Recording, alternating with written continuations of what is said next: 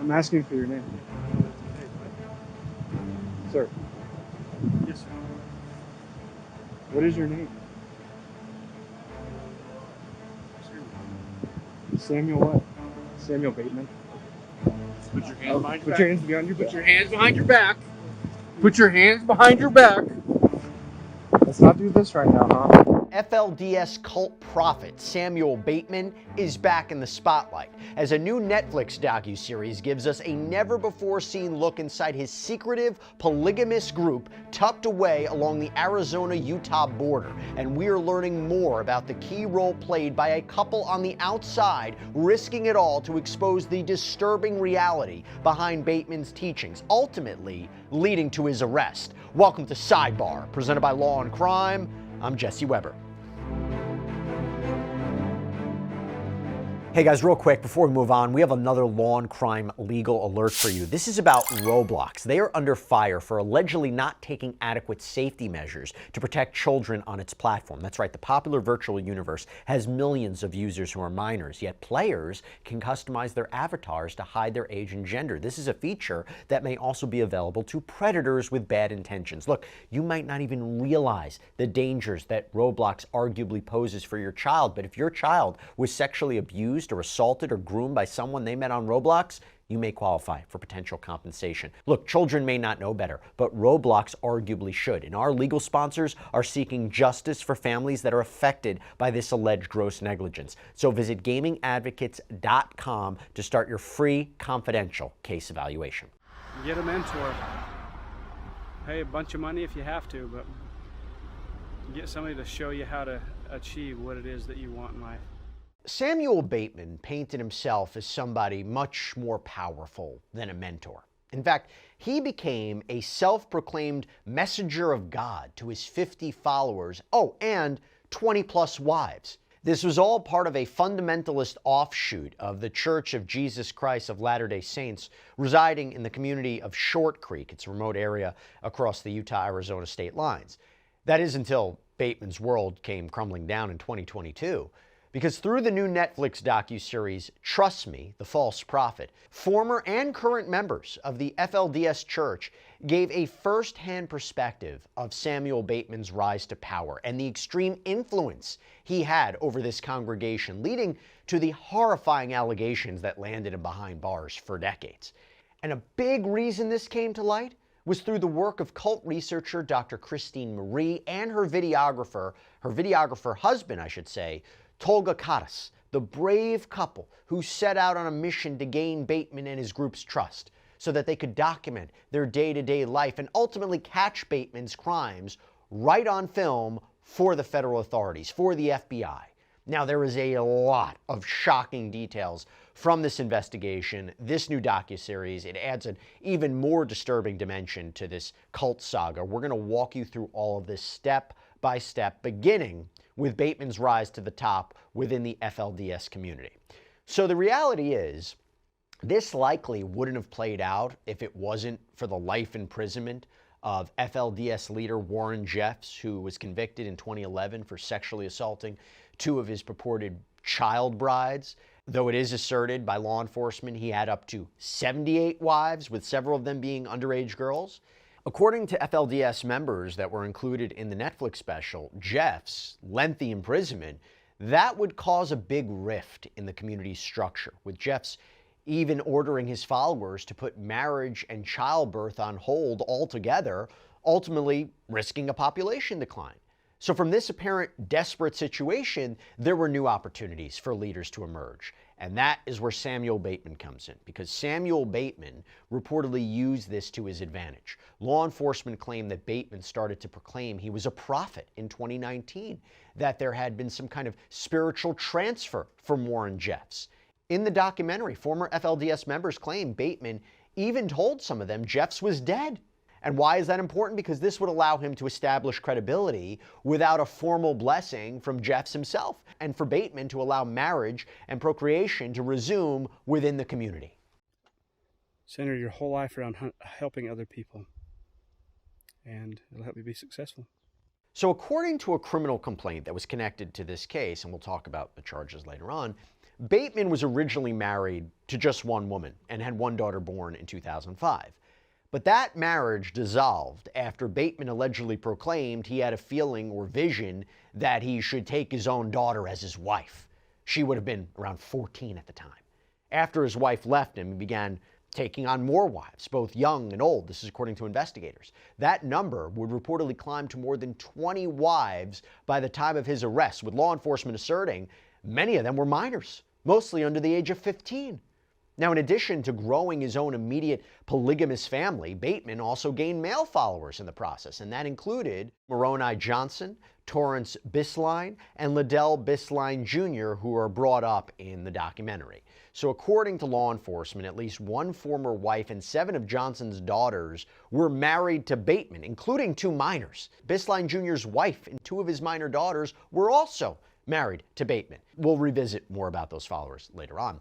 But Christine Marie, who I mentioned earlier, emphasized in the documentary how tight-knit Bateman kept his polygamous circle. And it took her and her husband Tolga a little time, some time, to form a close enough relationship with him to gain access to this Short Creek community and ultimately permission to film it.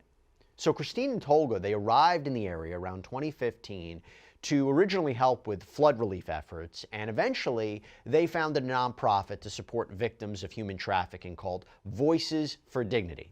And the couple permanently relocated to Short Creek to continue supporting FLDS members and build relationships with the community. In the documentary, Christine talks about her own story and how her life was almost taken from her when she fell into a cult. She said she felt compelled to help others get out of a very similar situation. So Christine and Tolga told law enforcement they first met Bateman around 2020. Tolga claimed that Bateman tried to be a successful businessman, but that didn't appear to work out, and his latest ventures were in real estate and goal coaching. One of the biggest hindrances to success is excuse-itis. So any successful person, very successful person, every one of them that I've ever met or seen or talked to or read about, they have always overcome all their excuses. They do not make excuses. Around the time they met, Bateman was being evicted from his home in Colorado City, Arizona, and according to a probable cause affidavit that was later filed against him, he appeared to be a broken man. By the end of that year, Bateman would travel to Christine and Tolga's home in a large SUV packed with women and girls, all of whom Bateman apparently introduced as his wives, the youngest being around 9 years old.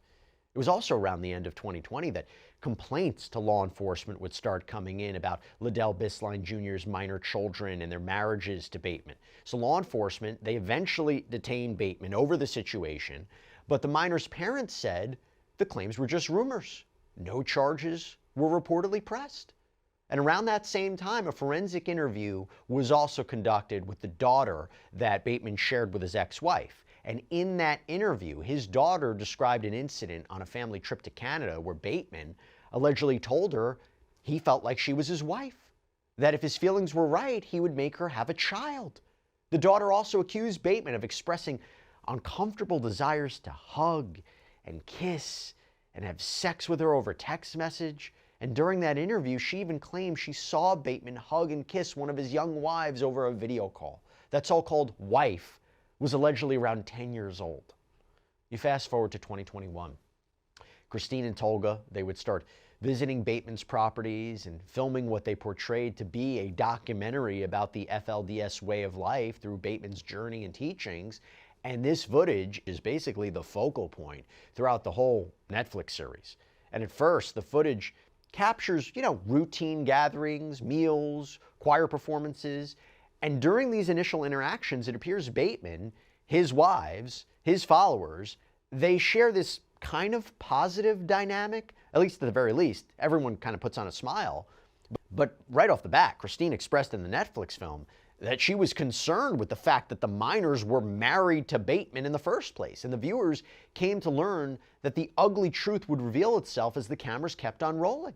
Because in November of 2021, Christine reported to law enforcement that she audio recorded a conversation with Bateman and 3 of his wives, one of whom was a minor. And on the recording, part of which was played in the docuseries, they recounted what they called the atonement ceremony, So according to the probable cause statement, the ceremony involved Bateman giving these 3 wives to his 3 male followers, Liddell Jr., Torrance, Moroni, to have sex with while Bateman watched. This would be the turning point for Christine and Tolga's journey into Bateman's polygamous world. The recordings from that conversation were handed over to law enforcement. The case was referred to federal authorities, and that is when Christine and Tolga started working with FBI Special Agent Dawn Martin, who also appeared in the Netflix special. And Christine and Tolga went from strictly filmmakers to FBI informants with the goal of gathering enough evidence against Bateman to get him arrested on illegal sex acts. So eventually, the documentary takes a closer look at the life of one of Bateman's followers. We're talking about Julia Johnson. This is the wife of Moroni Johnson. And she and Moroni shared 5 daughters together, including 2 minors, and all the girls were married to Bateman. So now it's July of 2022, and Julia comes forward to Christine and begins to express concern over Bateman's behavior and what she claims she had taken part in behind closed doors. As shown during this Netflix docuseries, Julia agrees to discuss her concerns on camera, ultimately worked with Christine and Tolga and the FBI on this secret operation, risking her relationship with her children, Bateman, the community as a whole. Let's go to this FBI criminal complaint because it begins with what Julia shared with Christine. Quote, Julia stated Bateman required the women and girls to confess in public in front of the other women and girls. When Julia's daughter, JD number 3, born in 2006, was 14 or 15 years old, she expressed fears of having a baby to Julia. Julia believes JD3 was concerned because Bateman was having sexual relations with her. Julia said Bateman demanded everyone to make confessions. He encouraged the confessions to be as vulgar as possible. Bateman then distributed the confessions to a group email or text. Bateman assigned corrections that he claimed the Lord had made as he chose. A correction is a punishment ranging from a short timeout, a days-long timeout, or a public shaming. He blasted the corrections out to all the family members either by group email or text. So the following month, Julie agrees to speak with Special FBI Agent Dawn Martin and gives an even more detailed account of the allegations involving Bateman and his followers. According to Julia, Bateman required all the women in the group to turn over any money that they made, with Julia herself admitting that she also gave him money. And Julia said her husband Moroni used his funds to provide for the girls and the babies, including food, household products, personal care items. And meanwhile, Bateman reportedly didn't have a job. She then tells the FBI agent about Bateman gradually taking Julia and Moroni's daughters to be his wives. And some of these allegations included in the criminal complaint, as you can imagine, are terrifying. Quote, Bateman read some revelations and commanded Moroni to give him JD6, one of his daughters, with previous wife, AB, born in 2010, who would have been around 12 at the time of this interview, as Bateman's wife. Moroni expressed great anguish and was under extreme stress over having to give his youngest daughter to Bateman. Bateman took JD6 as a wife and returned to Colorado City, Arizona in May 2020. Julia believes JD6 has slept with Bateman because the other girls called Julia to see how to deal with JD6's bedwetting. MJ and SJ said Bateman was disgusted when JD6 would wet on him. Bateman also took Johnson, formerly referenced as JD2, another daughter of Moroni and Julia, born in 2003, as his wife. Johnson had a baby in 2021, 7 months after she turned 18, meaning she almost certainly conceived when she was 17. Quote, in August 2020, Bateman took JD3, born in 2006, as his wife, who at the time of this interview would have been around 16. JD3 was expecting to be taken by Bateman, but did not want to go with him. JD3 is also a daughter of Moroni and Julia. After Bateman took JD3, he took JD5, a daughter of Moroni with AB, born in 2007, who would have been around 15 at the time of this interview. Bateman next took JD4, born in 2009, the last daughter of Moroni and Julia. JD4 would have been around 13 at the time of this interview. JD4 went silent after Bateman took her as a wife. Julia tried to comfort JD4 and said she could tell Bateman she didn't want to be with him. Julia allowed JD4 to sleep in the room with Julia, but Bateman made JD4 sleep in his room with him and rebuked Julia for hindering JD4 from her godly duties. I don't know if you can tell, but I'm actually physically disgusted at this as I'm reading it. This is one of the hardest things I've read in quite some time. But from this point on, the allegations from Julia just get worse because there is court paperwork that was filed against Bateman, and it gives us even more details about some of the alleged misconduct by Bateman and his followers that the documentary didn't necessarily dig into. And I'm going to warn you, it is not easy to listen to, okay? Quote, while in Lincoln, Nebraska, Bateman directed Moroni to call Julia and have her bring BB and MJ to a local motel. BB, Barlow, AB2, and JD7, born in 2008 and would have been around 14 at the time of this interview, are all sisters. MG is the adult daughter of Moroni and has a baby with Bateman. Bateman and Moroni were lying naked on the two beds. Bateman had the three ladies take off their clothes and join the men. Bateman talked about Father Adam and Mother Eve and how in heaven people watch them engage in sexual acts. Bateman had Moroni and Julia have sex in front of BB and MJ, Moroni and Julia's daughter, to teach them how to better pleasure Bateman. Another allegation from Julia is that Bateman allegedly gave one of Moroni's wives to Liddell Jr. in order to sexually comfort him over the fact his own wife married Bateman. Now, before that, Bateman allegedly sent two of Julia Moroni's minor daughters to sexually comfort Liddell Jr. Here's another sexual allegation mentioned by Julia that involved a motel in late 2020. Quote, Bateman decided he needed to complete the Binding of Brothers Act.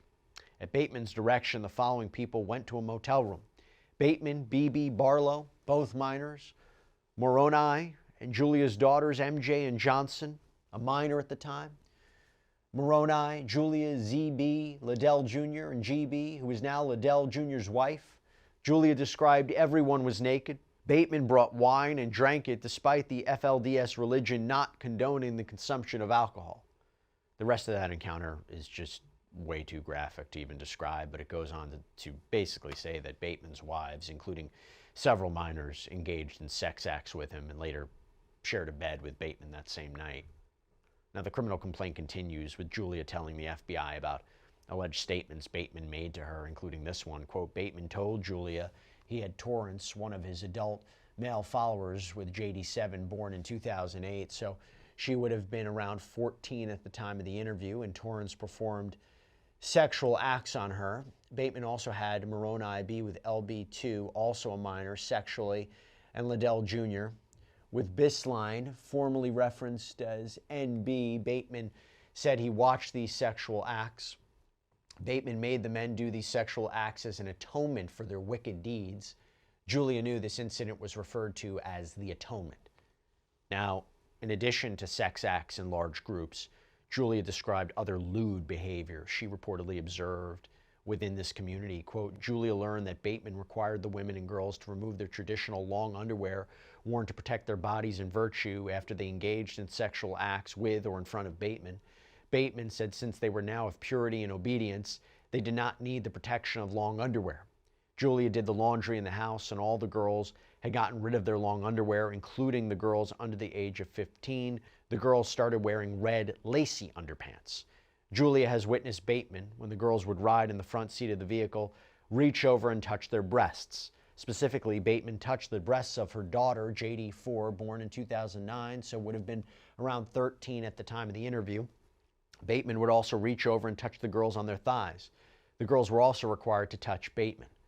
And now we know eventually on August 28, 2022, Bateman was arrested by the Arizona Department of Public Safety for child endangerment. The whole incident was caught on police body cam footage. This was also walked through during the Netflix special. And this particular incident stemmed from people spotting a set of hands atop of the doors of a box trailer that was hitched to the back of Bateman's vehicle. Officers later learned at least 3 minor girls were riding unsecured in the trailer.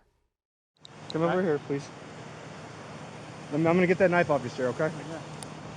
Any other weapons on you? No. Okay. Come over here, please. Nothing else on you? Phones? Stop reaching your pockets. What's your name, sir? What's that? What's your name, sir? Samuel. Samuel? No, what are you saying about pockets? Do you have any other weapons on you? Phone. Please don't reach in your pockets. Just let me...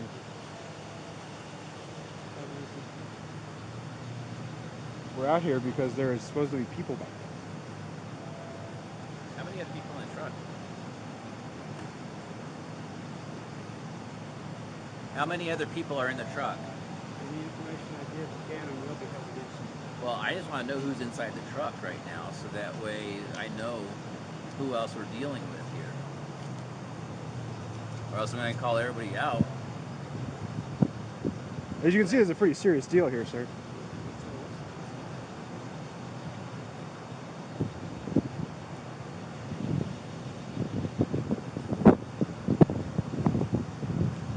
What is your name? Samuel. Samuel what?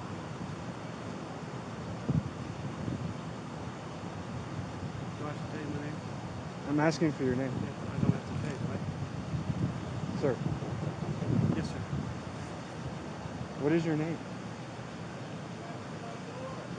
Samuel. Samuel what? Is he the driver? Yeah, Okay, you have to identify yourself. You understand that, right? I don't know. I'm just wondering. Yeah, Samuel Bateman. Samuel Bateman. I don't understand. What are you doing? We're trying to make Samuel, sure people... I just got here. Explain to me what's going on. Calm down. I'm fine. You're being videoed, if just in case you... Yeah, that's You're fine. being videoed as well. Yeah. Okay. Stuff. Stuff?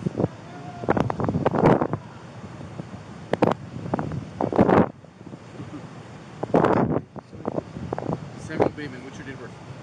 Let's run him. What is your date of birth, sir? I'm not going to say it. Okay. Go ahead, sir. Turn off on your back. Put your hands behind your Put back. your hands behind your back. Put your hands behind your back. Put your hands behind your back. Let's not do this right now, huh? You are being detained until you identify yourself. Do I have to tell my name? Yes, you have to identify yourself. You are being detained for a crime. Samuel Bateman. We're still putting you in handcuffs, so just sit tight. This is the police! We're gonna be opening the door! I want your hands empty and above your head! If you do not, you will suffer the consequences! Again, this is the police!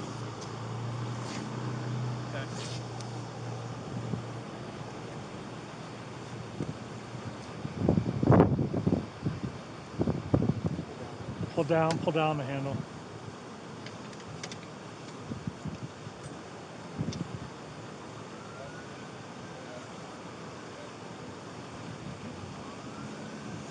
Where are the hands? Let's see the hands! Let's get that other door open. There was hands sticking out of the top of the trailer! There's hands sticking out of the top of the trailer earlier, let's see them! Let's see your hands! There they are, they're in the front. Behind the curtain. Okay, keep your hands up for me. Go and walk out towards me, okay? Try not to slip, all right? Just keep walking. Is there anybody else inside the trailer? No? Perfect. Thank you, guys. Just head back there with your siblings, okay? You're okay. Go and head back there with them, okay? Thank you so much. How old are you? 14. How old are you? 11. How old are you? 12. You? How old are you? Where you guys from, Sam? I think you know, but I don't know. from Arizona. Okay.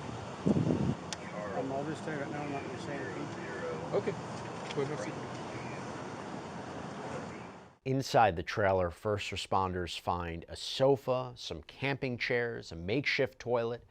And while Bateman was in jail, law enforcement said he tried to get his followers to delete his Signal account, the mobile messenger app that he used to communicate with his wives and followers. And at the time, law enforcement took his phone away from him. So Bateman actually was bailed out a few days later on September 1st. And in the Netflix documentary, you see that Christina and Tolga actually picked him up from the jail. During the recorded car ride, remember they're working with law enforcement, Bateman asked Tolga how he could factory reset his cell phone at home or through the phone's providers. And according to official filings, this acted as proof that he was trying to tamper with evidence. And he was indicted on related charges 5 days later. The biggest moment in the Netflix documentary came when Christina and Tolga developed a plan to help the FBI raid the Short Creek community. They convinced Bateman to participate in a one-on-one interview about his spiritual journey for the documentary at a separate studio, keeping him and his wives away from the properties. And on the second day of those interviews, September 13, 2022, the FBI conducts this raid. And the moment they went to arrest Bateman was also caught on film. Following day, 9 minor females were taken into child protective custody. They were forensically interviewed, and they were placed in group homes pending dependency proceedings. And the criminal complaint said that at first the girls didn't disclose Bateman's sexual abuse, though at least one of them did apparently admit to being present and partially nude for one of the sexual orgies that we previously mentioned. But eventually, in November of 2022, investigators received a tip that one of the minors did disclose sexual abuse by Bateman while in the group home. The detective also mentioned she sees journals during the search warrants detailing some of the girls sleeping with Bateman, kissing him, touching him. And during the Netflix special, it is also revealed 8 of the 9 minor children ran away from the group homes on November 27, 2022, with the orchestrated help of Bateman and several adult wives. 4 days later, the minors were found in a vehicle driven by one of Bateman's adult wives in Spokane, Washington. 7 of Bateman's adult wives were convicted of crimes including coercing children into sexual activity and interfering with the investigation into Bateman. All 3 male followers, Moroni Johnson, Torrance Bislane, and Liddell Bislane Jr., they were convicted and sentenced to decades in prison for their own child sex crimes in connection to Bateman's operation. When you make a mistake, just own up to it. Say, yeah, hey, I made a mistake. Sorry about that. One of Bateman's most devout wives, who was also included in the documentary, Naomi Bislane, also served prison time, but has since been released and has left the FLDS church. Hi everyone, I'm Noams from the documentary Trust Me, the False Prophet on Netflix. I wanted to come on here and thank you all so much for the support I've been receiving. I didn't expect it to be this much, but thank you. It means a lot to me. And as for Bateman, he pleaded guilty to federal charges of conspiracy to commit transportation of a minor for criminal sexual activity and conspiracy to commit kidnapping on April 1st, 2024, and he was sentenced to 50 years in prison, followed by a lifetime of supervised release. Christine Marie shared a video on TikTok responding to this Netflix special, now, by the way, in the top 10 shows in the U.S. I want to give a heartfelt shout out to everybody who has reached out in love and kindness, and for all your support, for the entire world that is watching this docuseries, Trust Me, the False Prophet, and responding with love and empathy, particularly for the people that are in the series, including those who have not yet walked away from the false prophet. It's incredible, the lack of victim shaming and the outpouring of support for everybody. I'm just overwhelmed, and I just can't thank you enough. And Christine and Tolga say they plan to continue their work within the FLDS community. That's all we have for you right now here on Sidebar, everybody. Thank you so much for joining us. As always, please subscribe on YouTube, Apple Podcasts, Spotify, wherever you should get your podcasts. You can also check us out on NBC's Peacock as well. If you want to follow me, X, Instagram, my News Nation show, Jesse Weber Live, Monday through Friday, 11 p.m. Eastern. I'll see you next time, everybody.